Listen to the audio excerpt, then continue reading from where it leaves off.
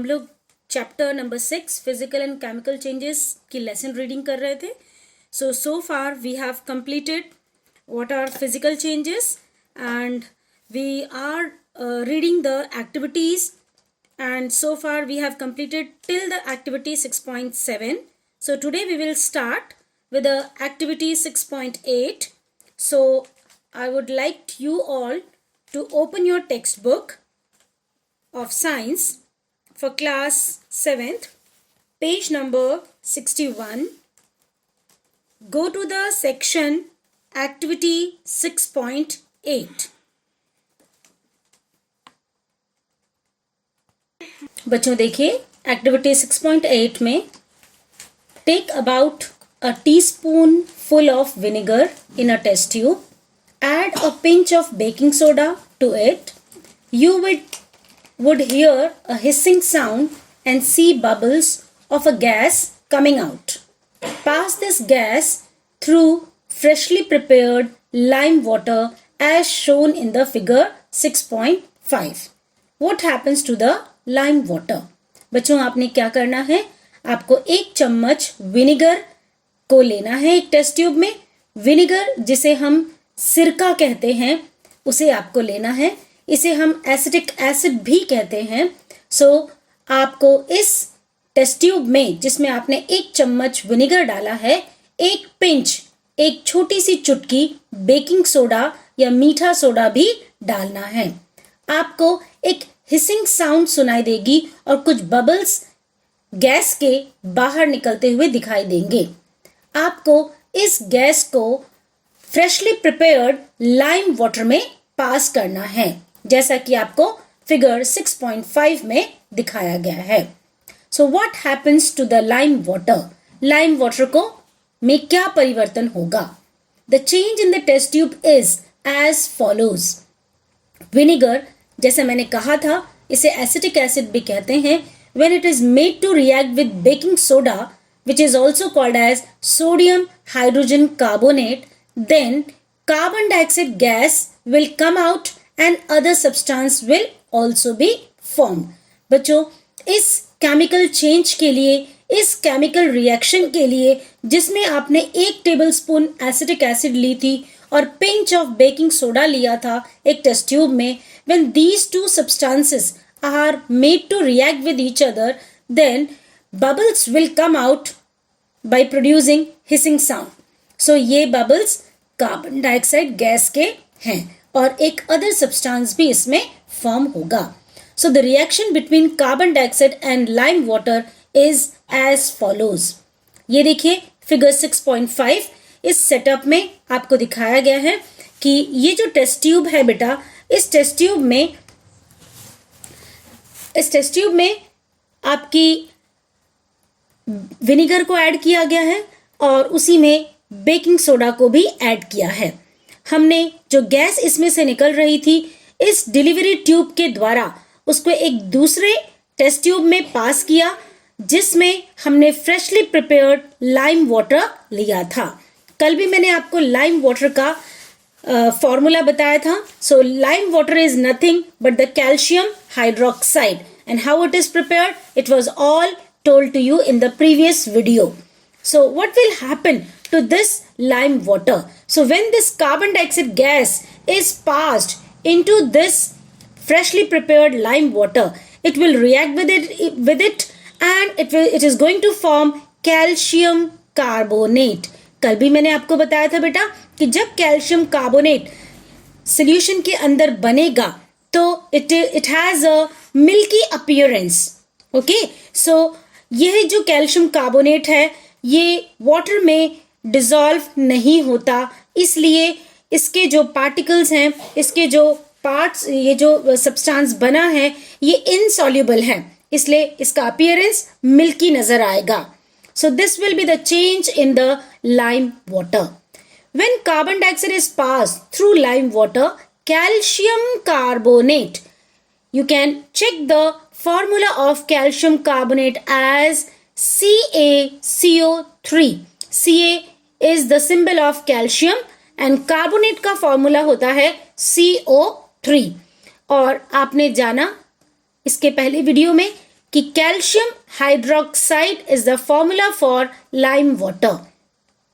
Carbon dioxide का formula CO2. सो आप सभी धीरे धीरे इन फॉर्मूलाज को याद करते रहिए, क्योंकि लेटर ऑन क्लासेस में ये आपके लिए बहुत ज्यादा आवश्यक होगा. So when carbon dioxide is pass through lime water, calcium carbonate is formed, which makes lime water milky. The turning of lime water into milky is a standard test of carbon dioxide. बच्चों, milky turn होना lime water का, milky या दूधिया रंग में बदल जाना ही carbon dioxide का स्टैंडर्ड टेस्ट है. Okay, so whenever lime water is made to react with carbon dioxide, then it turns milky. So this indicate that carbon dioxide gas is passed into the lime water.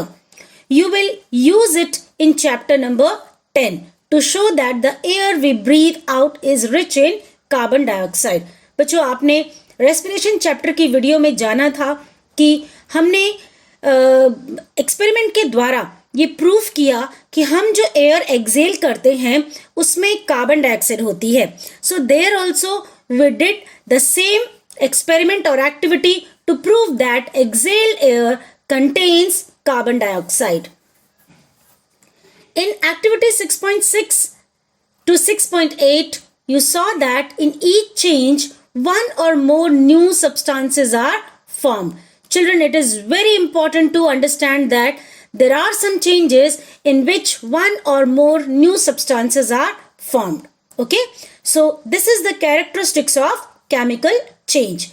In activity 6.6, the ash was the new substance formed when magnesium was burnt in air.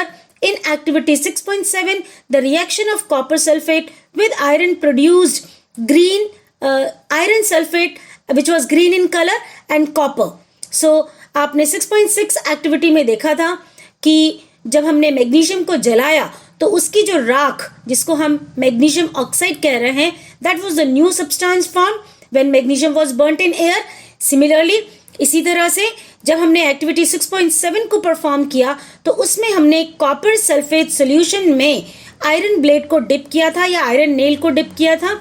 And after some time we notice that the blue colored copper sulfate solution turns greenish in color. So that greenish color is of iron sulfate, which is a new substance, and copper is formed. So iron sulfate and copper is the new substance formed in the activity 6.7. So in both these activities you saw that new substances are being formed in the change. So this is one of the characteristic of chemical changes. Both of these are new substances. Copper was deposited on the shaving blade of iron. In activity 6.8, अभी जो activity आज मैंने पढ़ाई आपको, vinegar and baking soda together produce carbon dioxide which turn lime water milky. Can you name the new substance formed in this reaction?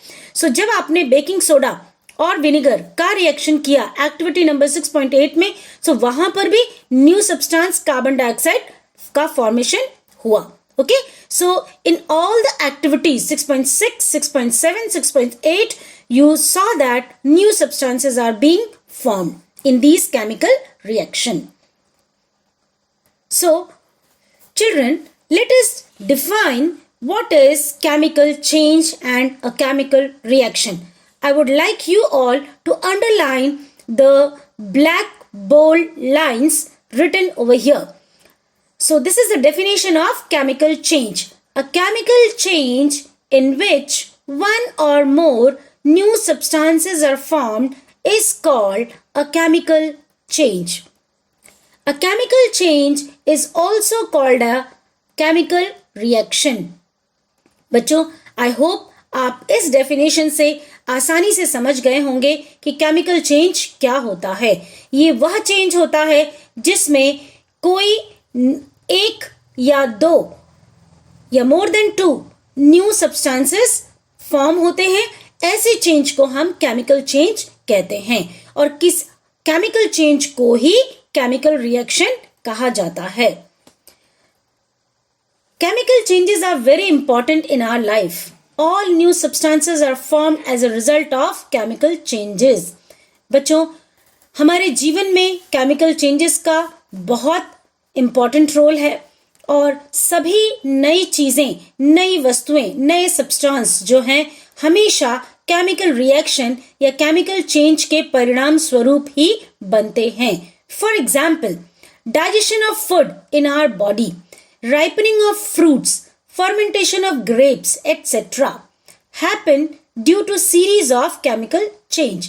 उदाहरण के लिए भोजन का पचना हमारे बॉडी में, फलों का पकना, अंगूर का फर्मेंट हो जाना, etc. ऐसे एग्जाम्पल हैं जहां पर केमिकल चेंज होता है और कुछ न कुछ नया सब्सटेंस बनता है. It all happens due to series of chemical changes. A medicine is the end product of a chain of chemical reaction. जो दवाई हम खाते हैं, जो दवा या मेडिसिन हम खाते हैं, वह किसी केमिकल चेन केमिकल रिएक्शन का अंतिम उत्पाद या प्रोडक्ट होता है. So useful new material such as plastics and detergents are produced by chemical reaction. Children, जो हमारे आसपास बहुत इम्पॉर्टेंट मटेरियल आजकल दिखाई देता है वो है प्लास्टिक और डिटर्जेंट या इसी तरह से फर्टिलाइजर्स भी दिखाई देते हैं. So they are all produced by chemical reaction. Indeed every new material is discovered by studying chemical changes. ये बहुत ही सही और ज़रूरी बात है कि हर नया पदार्थ या वस्तु या मटेरियल जो है केमिकल चेंजेस को बहुत पढ़ने के बाद या उसकी कंप्लीट स्टडी करने के बाद ही बनाया जाता है. We have seen that one or more new substances are produced in a chemical change. In addition to new products, the following may accompany a chemical change. In this paragraph, children, you will come to know that what are the other characteristics of a chemical change. So, apart from formation of one or more new substance, there are other characteristics also of a chemical change. By looking at them, you can identify the chemical change. So, heat, light or any other radiation.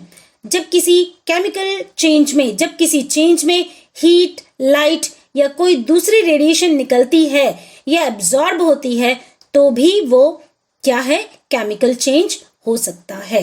Sound में be produced, बहुत sound उस change में से निकल सकती है. जैसे आप सभी ने दिवाली में पटाखों को फोड़ा होगा.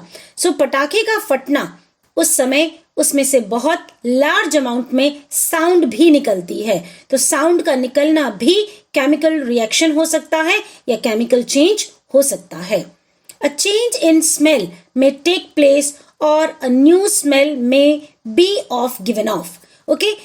जब किसी परिवर्तन में कुछ गंध आती है, स्मेल मतलब गंध, या तो वो अच्छी खुशबू हो सकती है या बुरी बदबू हो सकती है. तो जब ऐसी निकलती है, गंध निकलती है, तो वहां पर भी चेंज हुआ है. बच्चों, आपने देखा होगा कि जब हम खाना जो बच जाता है वो 2-3 दिन तक पड़ा रह जाता है ढक करके, तो उसमें से एक अजीब सी गंध आती है. सो वहां पर हम कह सकते हैं गंध निकल रही है, इसका अर्थ है कि केमिकल चेंज हो चुका है. इसी तरह से next point is a colour change में टेक प्लेस. आप सभी ने राइपनिंग ऑफ फ्रूट्स देखा है. So there you have seen that a green mango turns yellowish, orange or reddish in color. So there is a color change in the color of the mango. So that is again a chemical change. A gas may be formed.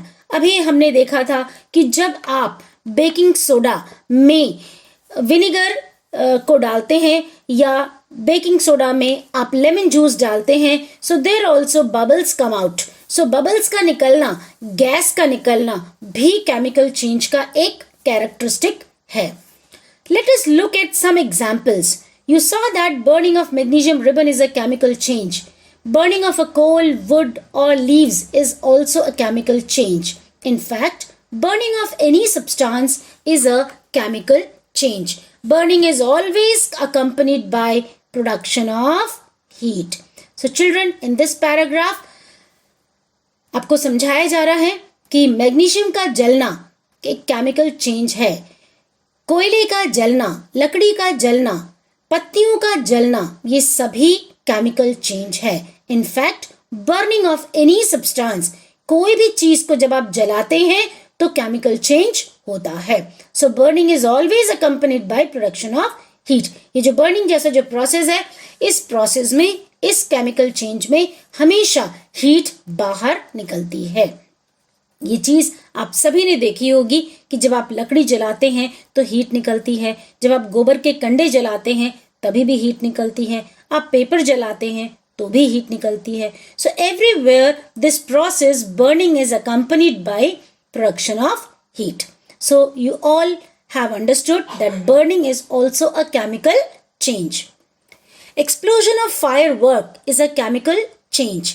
सो जैसा मैंने अभी आपको पहले ऊपर example दिया कि पटाखों का फटना, एक्सप्लोड होना ही भी एक केमिकल चेंज होता है.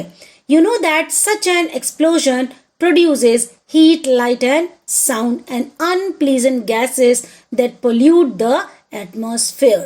So children, you all must have observed the firecrackers getting exploded, है ना. So वहाँ पर हीट भी निकलती है, लाइट भी निकलती है और साउंड भी निकलता है. साथ ही साथ बहुत अनप्लीजेंट यानी नहीं जो ऐसी गैसेस निकलती हैं जो हमारी सेहत के लिए अच्छी नहीं होती, वो वायु को पोल्यूट करती हैं, एटमॉस्फेयर को पोल्यूट करती हैं. ऐसी गैसेस का निकलना, हीट का निकलना, लाइट का निकलना, साउंड का निकलना, ये सभी जो हैं एक साथ किसी केमिकल चेंज के कैरेक्टरिस्टिक हैं. और explosion of firework is a best example for this. So जब आप पटाखों को जलाते हैं तो केमिकल चेंज होता है, उसमें से हीट भी निकलती है, लाइट भी निकलती है और साउंड भी निकलती है. Okay children. So when food gets spoiled it produces a foul smell. जब भोजन खराब हो जाता है it produces a foul smell. Foul smell का मतलब गंदी बदबू या गंदी गंध, बुरी गंध निकलती है, उसी को हम फाउल स्मेल कहते हैं. स्पॉइल्ड हो जाना मतलब खराब हो जाता है. Shall we call this change a chemical change? क्या हम इसे chemical change कह सकते हैं? Yes, of course we can call it as a chemical change because in this change, smell is coming out of this change as a result of the chemical change. Some substances form which is producing the foul smell. You must have noticed that a slice of an apple acquires a brown color if it is not consumed immediately. If you have not seen this change in color, cut a fresh slice of apple and keep it away for some time. Repeat the same activity with a slice of potato or brinjal. The change of color in these cases is due to the formation of new substance. Are not these changes chemical changes? बच्चों, आप सभी ने notice किया होगा कि जब आप Apple को कट करते हैं, उसके एक स्लाइस को कट करते हैं, सो थोड़े समय बाद वहाँ पर एक ब्राउन कलर की कोटिंग आपको स्लाइस के ऊपर दिखाई देती है. सो अगर आपने इसको खाया नहीं, तुरंत कंज्यूम नहीं किया, तो ब्राउन कलर की कोटिंग आपको उस एप्पल के ऊपर, उस स्लाइस ऑफ एप्पल के ऊपर दिखाई देती है. You must have if you have not seen this change in color, cut a fresh slice of apple. आपने अगर नहीं देखा है तो एप्पल को काट करके देखिए, या आलू को काट करके देखिए, या बैंगन को काट करके देखिए. In all the three examples, you will find the change in the color of the slice of potato, brinjal or apple. So this change in color is due to the formation of new substance. ठीक है. So इसलिए क्या हम इन्हें chemical change कह सकते हैं? Yes, of course, these are the chemical changes. So here the color is changed. So color change is also a characteristic of chemical change. In chapter 5, you neutralized an acid with base. Chapter 5 में हमने पढ़ा था कि neutralization reaction में जब acid में हम acid में बेस को मिलाते हैं तो वहां पर न्यू सब्सटेंस का फॉर्मेशन होता है. So is neutralisation a chemical change? Yes, of course, neutralisation भी एक केमिकल चेंज है. बच्चों देखिए, इस ब्लू बॉक्स में आपको बताया गया है about the ozone, which is also called as a protective shield. You must have heard of the ozone layer in our atmosphere. It protects us from the harmful ultraviolet radiations which come from the sun. Ozone absorbs this radiation and breaks down to oxygen. Oxygen is different from ozone. Can we call the breaking down of ozone a chemical change? If ultraviolet radiation were not absorbed by ozone, it would reach to the Earth's surface and cause harm to us and other life forms. Ozone acts as a natural shield against this radiation. Children, very important information is shared with you all in this blue box about the ozone, and this is again one example of chemical change where ozone layer जो है हमारे atmosphere में जो पाई जाती है वो हमारी protection करती है सूर्य से आने वाली हार्मफुल अल्ट्रावायलेट रेडिएशन से. ये ओजोन रेडिएशंस को एब्जॉर्ब कर लेती है और खुद को का उसका ब्रेकडाउन हो जाता है किसमें? ऑक्सीजन मॉलिक्यूल में. सो अब ऑक्सीजन जो बना है और ओजोन जो है ये दो डिफरेंट सब्सटेंस हैं. सो यहाँ पर जब ओजोन ने सन की रेडिएशंस को एब्जॉर्ब किया, यूवी रेज को एब्जॉर्ब किया, तो वो ऑक्सीजन मॉलिक्यूल में टूट गया. सो क्या हम इसे केमिकल चेंज कह सकते हैं? Yes, it is also a chemical change.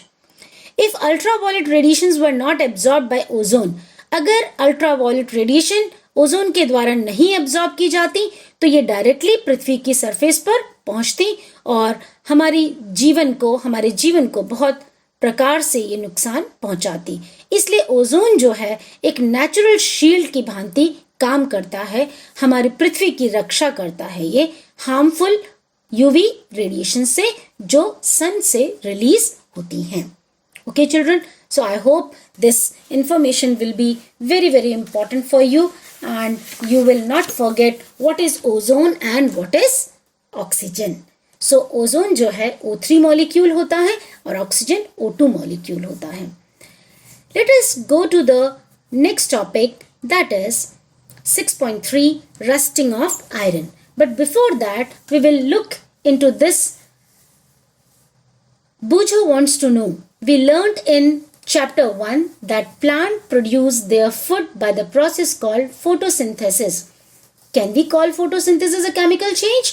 बच्चों, बूझो जानना चाहता है कि हमने चैप्टर नंबर 1 में पढ़ा था कि प्लांट जो है भोजन बनाते हैं फोटोसिंथेसिस की प्रोसेस के द्वारा, तो क्या ये फोटोसिंथेसिस भी केमिकल चेंज है? इसी तरह से पहेली जानना चाहती है that even digestion is a chemical change. पहेली ने कहा कि डाइजेशन भी एक केमिकल चेंज है, क्योंकि आपने फर्स्ट चैप्टर में जाना था कि फोटोसिंथेसिस जैसी केमिकल प्रोसेस में carbon dioxide, water in presence of sunlight when in along with chlorophyll, new substances like food is formed and oxygen gas is released. So new substance food and oxygen is formed, so we can call the photosynthesis as chemical change. I hope Bujo got his answer. Similarly, पहेली बता रही है कि digestion भी एक chemical change है. क्यों digestion chemical change है? क्योंकि आपने फर्स्ट चैप्टर में, सेकंड चैप्टर में पढ़ा था कि जब फूड का डाइजेशन होता है, जैसे कार्बोहाइड्रेट का डाइजेशन होता है, तो carbohydrate gets converted into glucose. So glucose is another new substance, okay, and carbohydrate is another substance. So these are two different substances. Let us move to the topic 6.3, that is rusting of iron. Let us get back to rusting. This is one change that affects iron particles and slowly destroys them. Rusting जो है एक ऐसा change है जो सिर्फ लोहे से बनी वस्तुओं को ही प्रभावित करता है और धीरे धीरे उन्हें खत्म कर देता है. Since iron is used in making bridges, ships, cars, truck bodies and many other articles, the monetary loss due to rusting is huge. तो जैसा कि आपने इस पैराग्राफ में पढ़ा कि आयरन जो है का इस्तेमाल किया जाता है ब्रिजेस को बनाने के लिए, शिप को बनाने के लिए, कार को बनाने के लिए, ट्रक की बॉडी को बनाने के लिए या अन्य बहुत सारी ऐसी सामग्रियों को बनाने के लिए लोहे की धातु का इस्तेमाल किया जाता है. तो देखा जाए तो रस्टिंग की वजह से बहुत ज्यादा मॉनिटरी लॉस या पैसों का नुकसान होता है, संपत्ति का नुकसान होता है. So the process of rusting can be represented by the following equation. So हम रस्टिंग को समझ सकते हैं कि ये भी एक केमिकल चेंज है और इस केमिकल चेंज में जब लोहा, please look at the equation, when iron is made to react with oxygen from the air and moist air में, बच्चों हमने पढ़ा था कि रस्टिंग की जो प्रोसेस होती है वो मॉइस्ट एयर की प्रेजेंस में ही होती है. सो मॉइस्ट एयर मतलब ऐसी वायु जिसमें नमी है. सो नमी युक्त वायु को आप मॉइस्ट एयर कहते हैं. सो here the air, oxygen from air in presence of water, when made to react with iron, it forms rust. So rust is nothing but iron oxide. The formula of iron oxide or rust is Fe2O3. Children, देखिए Fe2O3 is the formula of rust. So for rusting, the presence of both oxygen and water is essential. Please underline these lines. Rusting होने के लिए दोनों oxygen और water का होना बहुत ज़्यादा ज़रूरी है. रस्टिंग हमेशा वाटर और ऑक्सीजन की प्रेजेंस में होती है. ड्राई एयर में रस्टिंग नहीं होती. ड्राई एयर कहने का मतलब है कि air is always present around all the objects. So if iron objects are kept in open, ठीक है, but there is no moisture in the air, then the process of rusting will not take place. So children, please make it clear that for rusting, the presence of both oxygen and water is essential. In fact, if the content of moisture in air is high, which means if it is more humid, rusting becomes faster. बच्चों, अगर वायु में नमी, moisture अधिक है तो वहां पर रस्टिंग की क्रिया बहुत फास्ट हो जाएगी. ह्यूमिड यानी आर्द्रता, अगर वायु में आर्द्रता की मात्रा, ठीक है, या वायु आपकी बहुत ज्यादा ह्यूमिड है, वाटर कंटेंट बहुत ज्यादा है, तो ऐसे समय में, ऐसी परिस्थिति में आपकी रस्टिंग की क्रिया बहुत तेज हो जाएगी. So how do we prevent rusting? हम रस्टिंग को कैसे रोक सकते हैं, उसकी रोकथाम कैसे कर सकते हैं? So prevent iron articles from coming in contact with oxygen or water or both. So सीधा सीधा तरीका है बेटा, आपने जो लाइंस अंडरलाइन करी है, the for rusting presence of both oxygen and water is essential. So आपको इन्हीं दोनों फैक्टर्स के ऊपर काम करना है. So we can prevent iron articles from rusting by cutting the contact of iron objects with oxygen and water. या दोनों से हम उसका कांटेक्ट कट कर दें तो रस्टिंग नहीं होगी. So one simple way is to apply a coat of paint और ग्रीस. एक साधारण सा तरीका है कि आप आयरन ऑब्जेक्ट के ऊपर पेंट या ग्रीस को लगा दें. In fact these coats should be applied regularly to prevent rusting. आपको हमेशा रेगुलरली रस्टिंग को प्रिवेंट करने के लिए आपको क्या करना चाहिए? उसके ऊपर पेंट या ग्रीस को लगाना चाहिए. Another way to is to deposit a layer of metal like chromium or zinc. एक और तरीका है लोहे के ऑब्जेक्ट्स या आर्टिकल्स को रस्टिंग से बचाने का कि हम उनके ऊपर एक पतली सी लेयर आयरन के ऑब्जेक्ट के ऊपर जिंक या क्रोमियम की एक पतली सी परत चढ़ा दें. इस प्रोसेस को हम गैल्वेनाइजेशन कहते हैं. Please underline the lines. This process of depositing a layer of zinc on iron is called galvanization. So galvanization is a process in which we deposit a very thin layer of zinc on iron objects or on iron articles. बच्चों, galvanisation जिसे हम यशद लेपन कहते हैं हिंदी में, सो ये एक process है जिसमें हम जिंक, जो जस्ता जिसे कहा जाता है, उसकी एक पतली सी लेयर आयरन के ऑब्जेक्ट्स के ऊपर चढ़ा देते हैं. इससे ऐसा करने से आयरन ऑब्जेक्ट का कांटेक्ट मॉइस्चर और ऑक्सीजन से कट जाता है और रस्टिंग की प्रोसेस रुक जाती है. So the iron pipes we use in our homes to carry water are galvanized to prevent water. हमारे घरों में जो पाइप, लोहे की पाइप का इस्तेमाल किया जाता है पानी को एक स्थान से दूसरे स्थान पर ले जाने के लिए, उनको गैल्वेनाइज किया जाता है ताकि उनकी रस्टिंग न हो. You know that ships are made up of iron and part of them remains under water. आप सभी जानते हैं कि जो पानी का जहाज होता है वह लोहे से बना होता है और उसका कुछ हिस्सा हमेशा पानी के अंदर रहता है. So on that part above water also water drops keep clinging. और जो हिस्सा पानी के ऊपर रहता है वहां पर भी पानी की बूंदें जो हैं हमेशा गिरती रहती हैं या लगती रहती हैं to the ships outer surface. Moreover, the water of the sea contains many salt. The salt water makes the process of rust formation faster. Please note it down. अगर वाटर में सॉल्ट है तो वो रस्टिंग की process को और ज़्यादा fast कर देगा. Therefore, ships suffer a lot of damage from rusting in spite of being formed from being painted so much so that a fraction of ship's iron has to be replaced every year. Can you imagine the monetary loss to the world? क्या आप सोच सकते हैं कि इस तरह से जो पानी के जहाज हैं उनको हमेशा पेंट किया जाता है, बट फिर भी क्योंकि लगातार वो पानी के संपर्क में रहते हैं, नमक वाले पानी के संपर्क में रहते हैं, तो वहां पर रस्टिंग अक्सर ज्यादातर होती रहती है और बहुत नुकसान होता है. So much so that a fraction of ship's iron has to be replaced every year. इसलिए हमें कुछ हिस्सा नाव का या शिप का हमेशा हर साल बदलना पड़ता है. Can you imagine the monetary loss to the world? इस तरह से क्या आप इमेजिन कर सकते हैं कितना ज़्यादा पैसों का नुकसान होता है. बच्चों, एक ब्लू बॉक्स के अंदर stainless steel is made up of mixing iron with carbon and metals like chromium, निकल and manganese. It does not rust. आप सभी ने स्टेनलेस स्टील के बारे में सुना होगा. सो स्टेनलेस स्टील कैसे बनाया जाता है?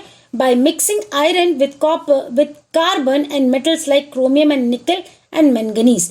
तो जब हम लोहे में carbon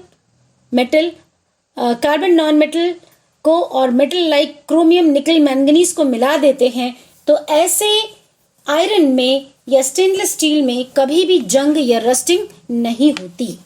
I hope children you have understood how what is rusting and how rusting can be prevented. So you all can prevent any object which is made up of iron by galvanizing it, by applying oil, grease, paint on it. And another way is mix the iron article or iron object with any other metals. Then also, and such process is called alloying.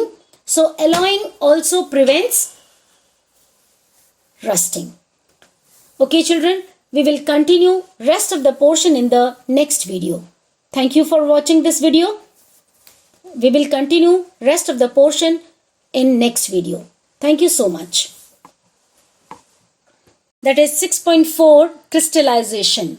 In class 6th, you have learned that salt can be obtained by the evaporation of seawater. The salt obtained in this manner is not pure and the shape of its crystal cannot be seen clearly. However, large crystals of pure substances can be formed from their solution, and this process is called crystallization. बच्चों देखिए, crystallisation क्या है. आपने class 6 में पढ़ा था कि evaporation process के द्वारा सी वाटर को जब हम इवेपोरेट करते हैं, ऐसा करने से हम सॉल्ट को प्राप्त करते हैं. We obtain salt in this manner, but it is not the pure and the shape of its crystals cannot be seen clearly. So evaporation करके जो हमने सॉल्ट को ऑब्टेन किया है वो प्योर फॉर्म में नहीं है और उसके जो क्रिस्टल्स होते हैं वो परफेक्ट शेप में नहीं होते हैं. We cannot see the shape of the crystals of salt. So हम कैसे किसी भी सब्सटेंस के प्योर सब्सटेंस के क्रिस्टल्स को प्राप्त कर सकते हैं प्योर फॉर्म में. So however, a large crystal of pure substances can be formed or obtained from their solution and this process is called crystallization. बच्चों, crystallization वो प्रोसेस है जिसमें हम किसी सब्सटेंस के प्योर फॉर्म या प्योर सब्सटेंस के क्रिस्टल्स को ऑब्टेन कर सकते हैं उसी सब्सटेंस के सॉल्यूशन से. फॉर एग्जाम्पल, और ये एक फिजिकल चेंज है बिकॉज यहाँ पर कुछ भी नया नहीं बना. हमने सिर्फ देखा कि सॉल्यूशन, जैसे for example you can obtain the pure substance of any substance from its solution. Let us perform the activity 6.9. Here, take a cup full of water in a beaker and add a few drops of dilute sulfuric acid. Heat the water. When it starts boiling, add copper sulfate powder slowly while stirring continuously. Continue adding copper sulfate powder till no more powder can be dissolved. Filter the solution. Allow it to cool. Do not disturb the solution when it is cooling. Look at the solution after some time. Can you see crystals of copper sulfate?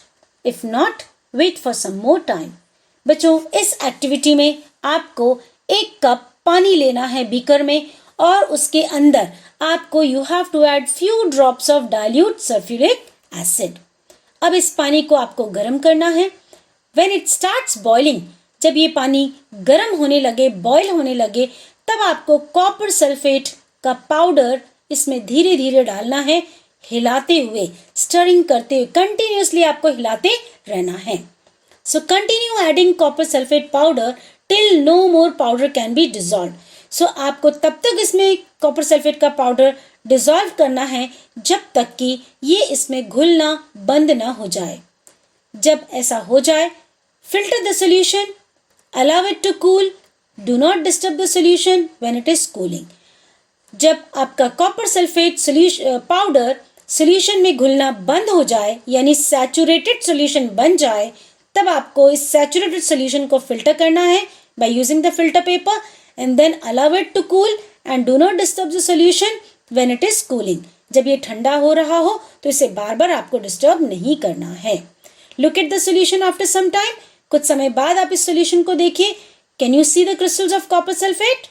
If not, wait for some time. अगर आपको crystals नहीं दिखाई देते तो आप कुछ ज़्यादा समय के लिए इंतज़ार करिए. Look at figure number 6.6.